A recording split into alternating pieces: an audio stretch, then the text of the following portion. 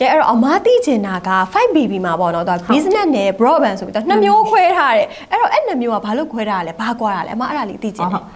ကျွန်တော်တို့အားလုံးသိထားတဲ့ 5BB broadband မှာပေါ့နော်အိမ်သုံး internet နဲ့လုပ်ငန်းသုံး internet alphabet business internet ဆိုပြီးတော့နှစ်မျိုးရှိရယ်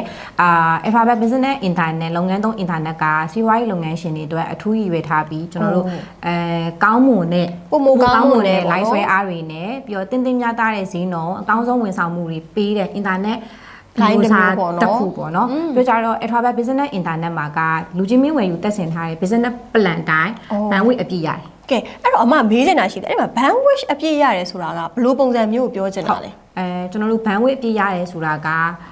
ဘယ်လိုပြောရမလဲ business plan ပေါ့ business plan မှာအမားတက်ဆင်ထားတာက100 Mbps plan တက်ထားတယ်အဲဆိုရင်100 Mbps plan တက်ထားရဆိုရင် download ရော upload speed ရော100 Mbps အပြည့်ရကဲအဲ့ဒါဆိုပြောချင်တာက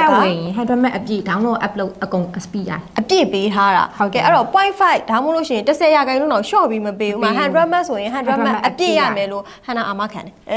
အာမခံပါရဲ့ဟုတ်ကဲ့ပါ 5BB business ကနေပြီးတော့အာမခံပေးထားတယ်ပေါ့နော်